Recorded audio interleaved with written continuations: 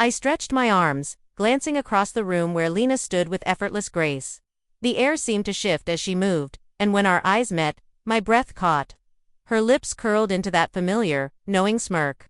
Then, slowly, her fingers went to the first button of her blouse. "Guess I shouldn't just sit here and do nothing," she murmured, letting the fabric slide off her shoulders in one deliberate motion.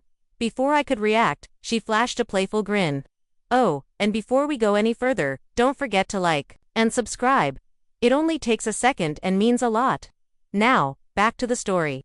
I groaned, sinking deeper into the couch. I swear, if I don't feel a man's touch soon, I might actually lose it. The words spilled out before I could stop them. Too honest, too raw. After years of feeling invisible, too many failed dates, and 2 glasses of wine. I was done pretending. Lena choked on her drink, then burst out laughing. "That bad, huh?" "Worse," I admitted. "My last relationship, barely a spark, and dating. Just awkward silences and half-hearted effort." Lena tilted her head, studying me. "So why not just pick someone? Someone good," I scoffed. "Yeah, like I can. Just pluck a decent man out of thin air. I don't want just anyone. I want to feel desired, like I matter." She watched me for a long moment before exhaling sharply the way she did when she'd made up her mind. "I think I have a solution." I raised an eyebrow. "If this is another dating app pitch." "Nope," she cut in, swirling her wine with a sly grin. "You should borrow my husband." I froze. "Excuse me, you heard me." She shrugged, completely unfazed. "Lena," I said, waiting for the punchline, but her expression stayed serious. "You can't be serious." "Why not?" "Because he's my husband." Her voice was calm, but her eyes gleamed. "Of course, I'm shocked." My voice cracked. "Who even suggests that?" "A friend who cares," she said simply. I buried my face in my hands. "You make me sound pathetic." "You said it yourself," she countered. "You're unhappy.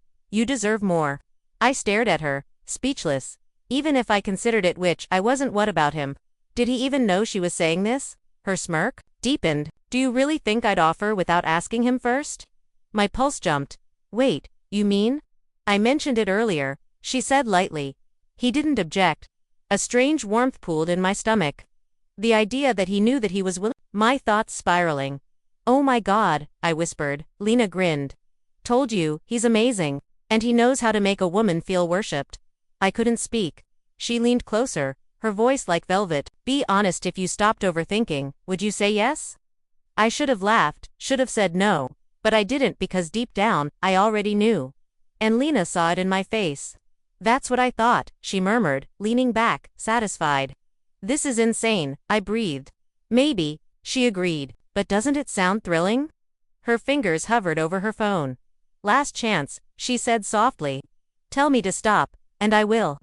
I opened my mouth, but nothing came out. She tapped the screen. A single message. "Come here." A soft chime. Silence. "He's on his way," she said, watching me. My heart hammered. Minutes blurred, then a knock at the door. Lena stood, smoothing her dress before glancing back at me. "Ready?" I nodded, though I wasn't sure I was even breathing.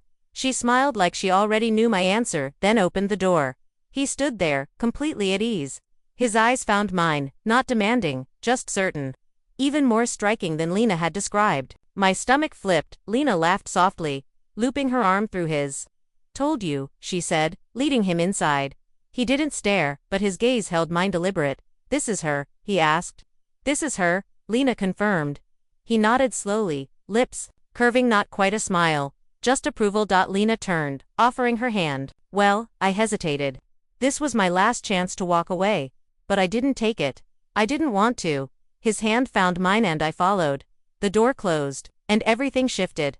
His touch was immediate, firm, unshakable, like he already knew my body better than I did. No hesitation, no fumbling, just heat, intensity. His mouth met mine, deep and sure, stealing my breath. I melted into him, the room fading away. Lena's soft laugh curled behind me. "Much better," she murmured. Her hands skimmed my shoulders, a contrast to his grip. Goosebumps prickled my skin as her fingers found the straps of my dress, slipping them down one by one.